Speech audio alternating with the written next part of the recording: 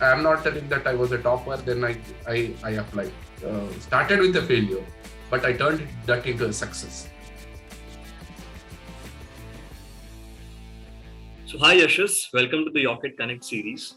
First of all, thanks a lot for giving us your time for this interaction. I would want to begin this interaction understanding about your background. Well, I have a bachelor's in commerce from in Bangalore.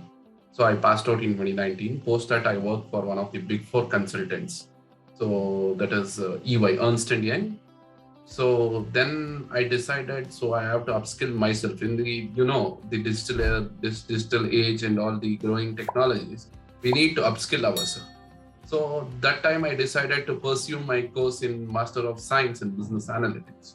So that's when I started applying to some universities. The very next question that comes to my mind is, you are a commerce graduate, and from being a commerce graduate to choosing a course like business analytics, how did that happen? Well, that's not quite challenging. Everything is challenging in my, if you ask me, because we have to update ourselves. We have to grow. We have to imbibe with the growing technologies. Otherwise, we'll be going backwards only. If I am telling, I'll not learn the technologies. See, before in 2000, when the digital era was booming, even using a mobile phone was very difficult. Today, everyone has a mobile phone. So that's not an hindrance. So I've done some courses in tech like Python, SQL, Google certified data analytics certification. Then the Stanford University's machine learning certification I'm pursuing. So that's not that, everything is challenging, but I have to put my hard work more in this course. I would now want to understand that when you decided to choose business analytics for your master's, was US your first choice, or you also consider other countries for this particular course? The first choice was US. Actually, to be frank, I'll be very frank in my answers. In 2019, I think 2020, I had first planned for Ireland. So in TCD, Trinity College of Dublin, so and other universities. But I think God has every plan for everyone. So that time only COVID striked. So it was very fortunate. So I was getting my extensive work experience in the EY. That is one of the, that is a big four consultants, Ernst & Young. So I got a very good exposure in that company. Post that, I changed my mind, and US is land of opportunities. And can you also tell me the universities that you considered for this course? I considered University of Massachusetts, that is at Amherst, Boston, Lowell.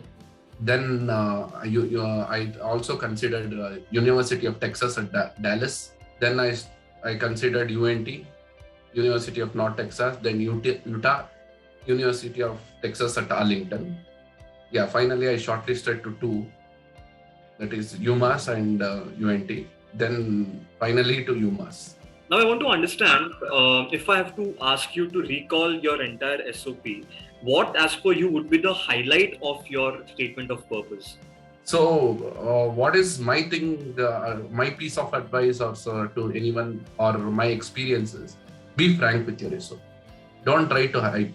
Be whatever you have done. See, I had backlogs prior to my bachelor's. I had accepted that and told the university. There is no thing that you should not hide it. There is no hide and seek game here. You have to be very frank. And whatever you have done, this is a small work also, I covered in my SOP.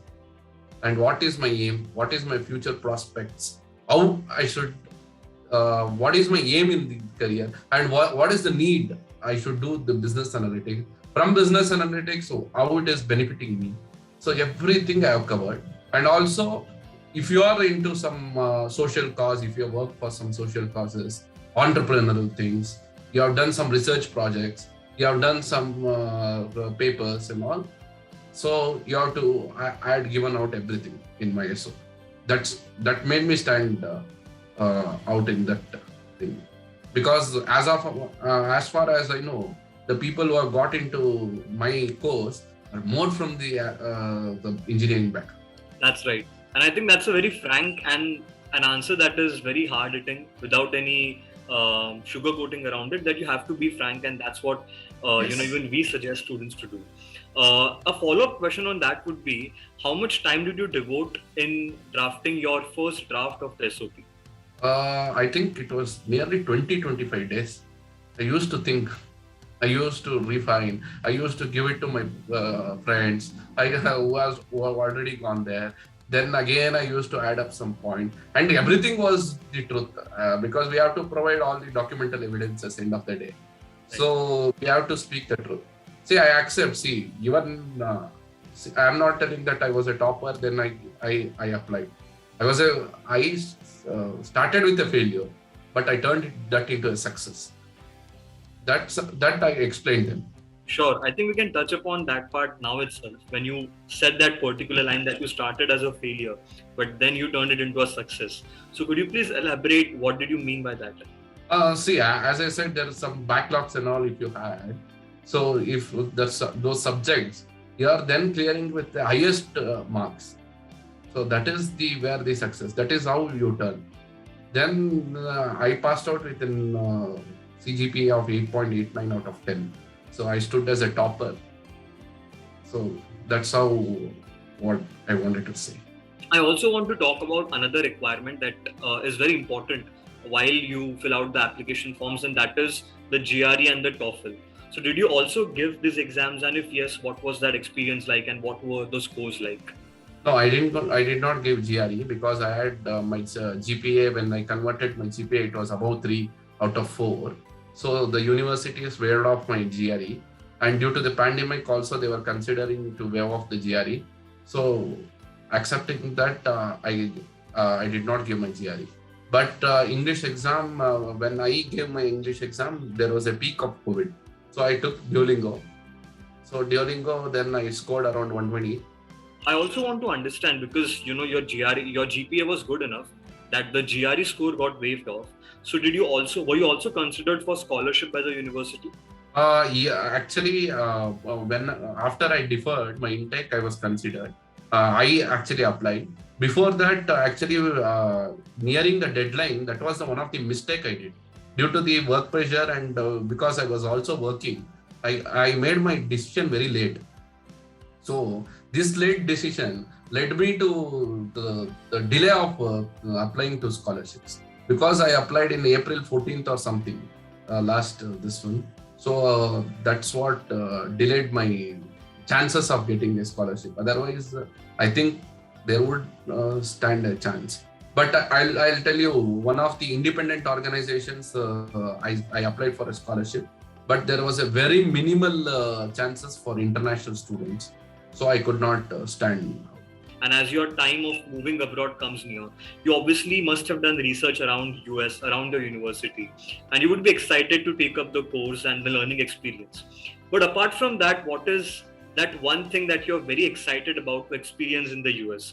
Have you thought of something? Do you have any plans? What is that like? So the first one which excites me is the multi-diverse community, the student community, and the teaching methodologies. The third one is, as you finish some 2 semesters, you will be eligible to apply for internships. That makes a student a job-ready student, and also you'll be ready to cater the industry which needs you. So you'll be ready to cater the needs of the industry. So that is where the US stands apart from the present scenario. And also the multi-diverse community where there are broad education. There are some, I'll accept, there are very difficult when you go out of your home, when you are going out of your comfort zone and everything. But for a purpose you are going, so it's okay. So that's also will excite